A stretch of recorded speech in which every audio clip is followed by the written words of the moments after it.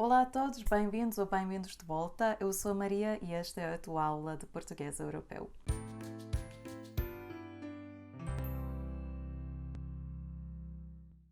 Decidi fazer uma série de vídeos com as frases idiomáticas. A frase de hoje é cruzar os braços.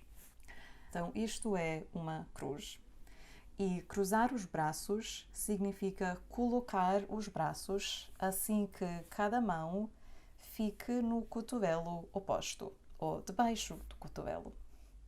Os psicólogos dizem que cruzamos os braços quando nos sentimos irritados ou quando não estamos de acordo com alguma coisa, quando nos sentimos inseguros, ou até quando não queremos aceitar alguma coisa ou uma situação. Mas hoje não falamos sobre a psicologia, não falamos sobre o nosso comportamento físico, falamos sobre o significado figurativo desta frase idiomática. Então, quando cruzamos os braços, não podemos fazer nada. Até para ler um livro, ou para folhear uma revista, ou para procurar alguma coisa na internet, sempre usamos as mãos. Então, cruzar os braços significa estar imóvel, não fazer nada. Esta frase também pode significar que não fazemos nenhuma coisa porque estamos indiferentes. Podemos dizer, ele estava de braços cruzados enquanto a mulher dele arrumava a casa.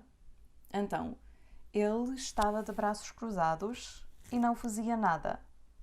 Ou estava indiferente, não lhe interessava ajudar, ou simplesmente queremos dizer que ele estava sentado e que não se mexeu. Ou posso dizer, já sei que eles precisam de ajuda, não posso estar de braços cruzados. Então não posso só ficar em casa e não fazer nada, mesmo sabendo que eles precisam de mim.